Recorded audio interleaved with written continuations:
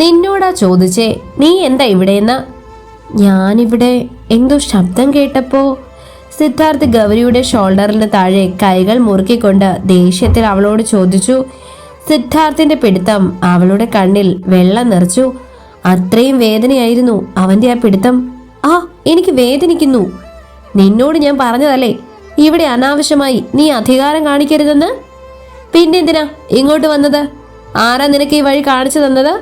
സിദ്ധാർത്ഥിന്റെ കൈകൾ അവന്റെ ചോദ്യത്തിനൊപ്പം മുറുകിക്കൊണ്ടേയിരുന്നു.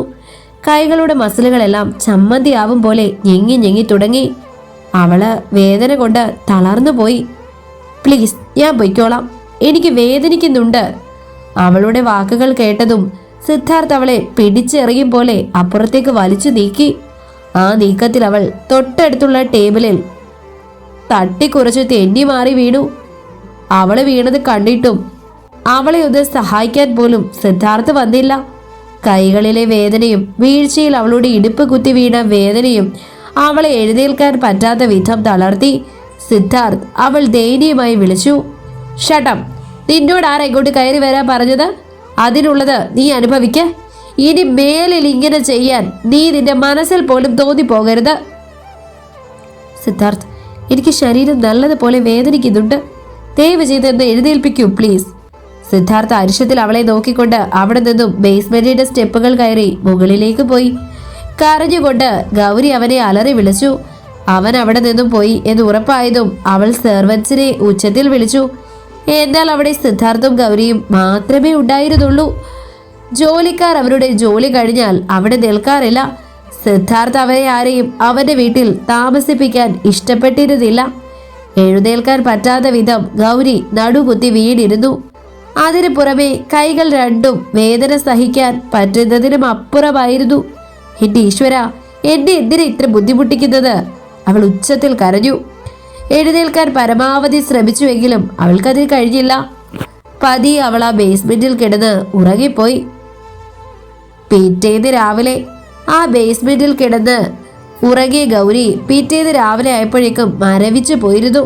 അവളുടെ ചുണ്ടുകളെല്ലാം നീലയും റോസും കലർന്ന നിറത്തിലായിരുന്നു. വെറും നിലത്തെ തണുപ്പും ബേസ്മെന്റിലെ AC-യുടെ തണുപ്പും അവളെ വല്ലാതെ തളർത്തി കളഞ്ഞിരുന്നു. ഒരു മയക്ക് ഗുളിക കഴിച്ചതുപോലെ ആയിരുന്നു അവൾക്ക് വേദന. കാരണം അവൾ ഉണരാതെ ഉറങ്ങി. അന്ന് രാവിലെ തന്നെ ജോലിക്കാർ വന്നിരുന്നു. അതിൽ ബേസ്മെന്റ് ജോലി ചെയ്യുന്ന വിനയാണ് അബോധാവസ്ഥയിൽ കിടക്കുന്ന ഗൗരിയെ കണ്ടത്. അയ്യോ, ഈ കുഞ്ചെന്താ ഇവിടെ? വിനയൻ ഭയത്തിൽ നോക്കി. ബാക്കി ജോലിക്കാരെ കൂടി വിളിച്ചു. കൂടെ പതിയെ അവളെ താങ്ങിയെടുത്ത് അവളുടെ റൂം ലക്ഷ്യമാക്കി നടന്നു. അപ്പോഴാണ് സിദ്ധാർത്ഥ് ഓഫീസിലേക്ക് പോകുവാൻ പുറത്തേക്ക് വരുന്നത് കണ്ടത്. ഗൗരിയെ ജോലിക്കാർ താങ്ങിയെടുത്തിട്ട് വരുന്നത് കണ്ടിട്ട് പോലും സിദ്ധാർത്ഥ് അങ്ങോട്ട് മുഖം കൊടുത്തില്ല. അതിനിടയിൽ ഗൗരി എന്തൊക്കെയോ പിച്ചുപേയും പറയുന്നുണ്ടായിരുന്നു. അല്പനേരം കഴിഞ്ഞതും സിദ്ധാർത്ഥ് പോയെന്ന് ഉറപ്പ് വരുത്തിയ ജോലിക്കാരിൽ ഒരാൾ അവനെ കോൾ ചെയ്ത് വരുത്തി. വസു എന്ന ജോലിക്കാരൻ പൊതുവെ 10 മണിക്കാണ് വരാറുള്ളത്.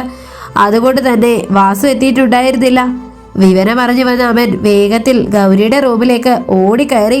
അവിടെ അപ്പോഴും ബോധം വരാതെ ഗൗരി കിടന്ന് പിച്ചുപേയി പറയുന്നത് അവൻ കണ്ടു. അവൻ അവള് പറയുന്നത് കൃത്യമായി കേൾക്കാൻ വേണ്ടി അവളുടെ അടുത്തേക്ക് ചേർന്നിരുന്നു കൊണ്ട് ചെവി അവളുടെ ചുണ്ടിനോട് അല്പം മാറ്റി നിന്ന് കേട്ടു. അപ്പു, അയാളൊരു ദുഷ്ടനാണ് മോനെ. ചേച്ചിക്ക് ഒരു ദിവസം കൊണ്ട് മടുത്തിടാ. അവളുടെ വാക്കുകൾ കേട്ട് അവന് വല്ലാത്ത വിഷമമാണ് തോന്നിയത്.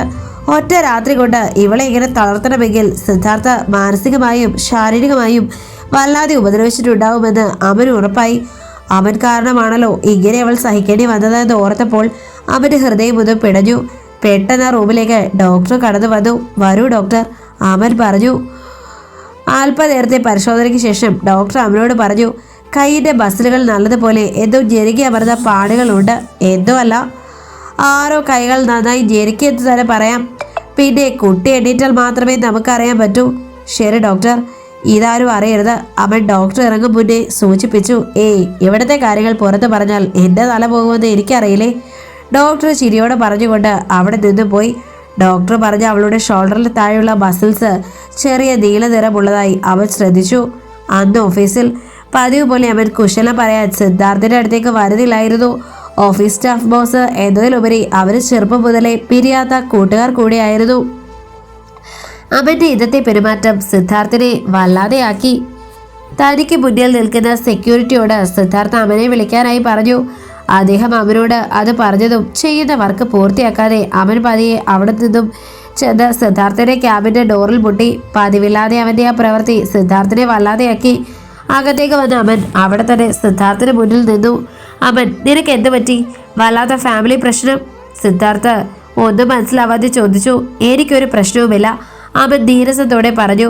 സിദ്ധാർത്ഥ അവന്റെ സീറ്റിൽ നിന്ന് എഴുന്നേറ്റ് അമന്റെ അടുത്തേക്ക് വന്നു.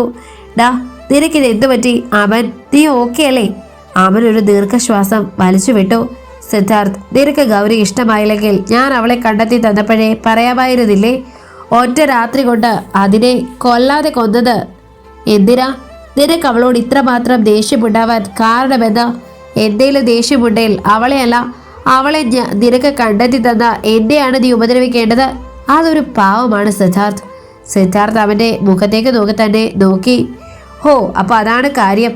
ഞാൻ അവളോട് അനാവശ്യമായി എൻ്റെ പേഴ്സണൽ ഏരിയയിൽ വരരുത് എന്ന് ഇന്നലെ വാണി കൊടുത്തതാണ്. എന്നിട്ട് അവൾ ബേസ്മെന്റിലെത്തി. നിന്റെ അനന്യമായുള്ള ദേഷ്യം നീ ഇന്നലെ ബേസ്മെന്റിലെ വൈൻ ബോട്ടിലുകൾ പൊട്ടിച്ച് കളഞ്ഞു തീർത്തു. ആ ശബ്ദം കേട്ട് അവിടെ വന്ന് അവളെ ഇത്രയ്ക്കും ഉപദ്രവിക്കണോ? അറിയാത്ത വീട്ടിൽ ആദ്യമായി താമസിച്ച ആ പെൺകുട്ടി ചെയ്തതിൽ തെറ്റില്ല. ശബ്ദം കേട്ടാൽ എന്തായാലും ആരായാലും ഒന്ന് വന്ന് നോക്കും. പിന്നെ നിനക്ക് ഒരുപാട് പെൺകുട്ടികളെ പരിചയമുണ്ടാവും. എന്തിനു പറയുന്നു? അനന്യ തന്നെ പോരെ. പണത്തിനോട് ആർത്തി മൂത്ത് നടന്ന അവൾക്ക് സ്നേഹത്തിന്റെ വില അറിയില്ല. ഇന്നലെ ഗൗരി അവളുടെ അനിയന് വേണ്ടി മാത്രമാണ് ഈ വിവാഹത്തിന് നിന്ന് തന്നത്. നിനക്ക് നിന്റെ വീട്ടുകാർക്ക് കാണിക്കാൻ കൂടെ അത് നീ മറക്കണ്ട. ഈ വിവാഹത്തിന് ഇരുവർക്കും അവരവരുടെ ലക്ഷ്യങ്ങൾ പുലർത്താൻ തന്നെയാണ്. ഇനിയും നീ അവളെ ഉപദ്രവിച്ചാൽ ഞാനായിട്ട് കൊണ്ടുവന്ന അവളെ ഞാനായിട്ട് തന്നെ അവിടെ നിന്നും പറഞ്ഞു വിടും. നിന്റെ അമ്മ നിന്നെ എത്രമാത്രം സ്നേഹിക്കുന്നു, വിശ്വസിക്കുന്നു എന്ന് നിനക്കറിയാലോ. അത് നിന്റെ അമ്മയും അച്ഛനും വരും. അവളെ ഒരു അവസ്ഥയിൽ കണ്ടാൽ നിന്റെ അമ്മയുടെ അവസ്ഥ നിനക്ക് തന്നെ അറിയാമല്ലോ. നീ നോക്കിക്കോ, സിദ്ധാർത്ഥ് നിന്റെ ഭാര്യയെ കണ്ടില്ലെങ്കിലും സ്വന്തം മോളെ പോലെ അവർ സ്നേഹിക്കുന്നുണ്ടാവും. ഇനിയും അവളെ വേദനിപ്പിച്ചാൽ ഇനി വരുന്ന സമയം അവൾ അവിടെ ഉണ്ടാവില്ല. കണ്ട മരുമകളെ പിന്നെ കാണാതെയാവുമ്പോൾ ആ അമ്മയുടെ ഹൃദയം പൊടിയും. സത്യത്തിൽ സിദ്ധാർത്ഥിന്റെ അമ്മ ഒരു പഞ്ചഭാവം തന്നെയാണ്. ആ അമ്മയ്ക്ക് മക്കളെന്ന് വെച്ചാൽ ജീവനാണ്. പെൺകുട്ടികളെ എവിടെ കണ്ടാലും എത്ര വലുതാണെങ്കിലും ഒന്ന് കൊഞ്ചിക്കാൻ അവർക്ക് തോന്നും. വിവാഹം കഴിഞ്ഞ് 2 വർഷങ്ങൾക്ക് ശേഷമാണ് സിദ്ധാർത്ഥ ജനിക്കുന്നത്. ഒരു പെൺകുഞ്ഞിന് വേണ്ടി കാത്തിരുന്നവർക്ക് ആൺകുഞ്ഞിനെ കിട്ടിയപ്പോൾ സന്തോഷമുണ്ടെങ്കിലും അവർ ഒരു മോളെ ആഗ്രഹിച്ചു. പിന്നീട് വർഷങ്ങൾക്ക് ശേഷം സിദ്ധാർത്ഥിന് 7 വയസ്സുള്ളപ്പോഴാണ് അമ്മ ഗർഭിണിയാകുന്നതും പെൺകുഞ്ഞിന് ജന്മം നൽകുന്നതും. കാലങ്ങളിൽ ശേഷം കിട്ടിയ രാജകുമാരിയെ അവർ നിലത്ത് വെക്കാതെ കൊണ്ടു നടന്നു. സിദ്ധാർത്ഥിനെയും അങ്ങനെയായിരുന്നു. ആ പെൺകുട്ടിയുടെ 4 വയസ്സിലായിരുന്നു അത് സംഭവിച്ചത്.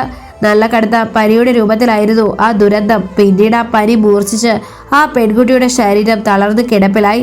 അവളുടെ 5ാം പിറന്നാളിൽ അവൾ മരണത്തിന് കീഴടങ്ങി. പിന്നീട് പെൺകുട്ടികളെ സ്വപ്നം കണ്ടെങ്കിലും അവർക്ക് വിശേഷമൊന്നും ആയില്ല. ഇപ്പോൾ സിദ്ധാർത്ഥ ഒരു പെൺകുട്ടിയെ സ്നേഹിക്കുന്നു, രജിസ്റ്റർ മാരേജ് ചെയ്തു എന്ന് അറിഞ്ഞപ്പോൾ മുതൽ അമ്മയും അച്ഛനും മരുമകളെ കാണാനുള്ള തിടുക്കത്തിൽ ഫ്ലൈറ്റ് ബുക്ക് ചെയ്തിരിക്കുകയാണ്. അവന്റെ വാക്കുകൾ കേട്ട് സിദ്ധാർത്ഥ വല്ലാതെയായി. നോക്ക് സിദ്ധു, നിനക്ക് ഇപ്പോഴും വൈകിട്ടില്ല. ആ പെൺകുട്ടിയോട് നീ ക്ഷമ പറയണം. നിന്റെ അമ്മയ്ക്ക് വേണ്ടി അവളും അവളുടെ അനിയനും എത്രമാത്രം വിഷമത്തിലായിരുന്നുവെന്ന് ഇന്നലെ ഞാൻ കണ്ടതാണ്. വേറെ വല്ല പെൺകുട്ടികളുമായിരുന്നേൽ നീ കൈവയ്ക്കും മുന്നേ നിന്നെ വലിച്ച് ഭിത്തിയിൽ ഒട്ടിച്ചു പോയേനെ. അവളുടെ അവസ്ഥ ഇങ്ങനെ ആയതുകൊണ്ട് മാത്രമാണ് അവൾ സഹിക്കുന്നത്. അത്രയും പറഞ്ഞുകൊണ്ട് അവൻ അവിടെ നിന്നും പോയി. തുടരും. അടുത്ത ഭാഗങ്ങൾക്ക് വേണ്ടി ചാനൽ സബ്സ്ക്രൈബ് ചെയ്യാൻ മറക്കല്ലേ. നമുക്ക് ഈ ചാനലിന് മോണിറ്റൈസേഷൻ കിട്ടിയതിന് ശേഷം വലിയ 15 മിനിറ്റിൻ്റെയും 16 മിനിറ്റിൻ്റെയും പാർട്ടുകളൊക്കെ അപ്ലോഡ് ചെയ്യാം കേട്ടോ.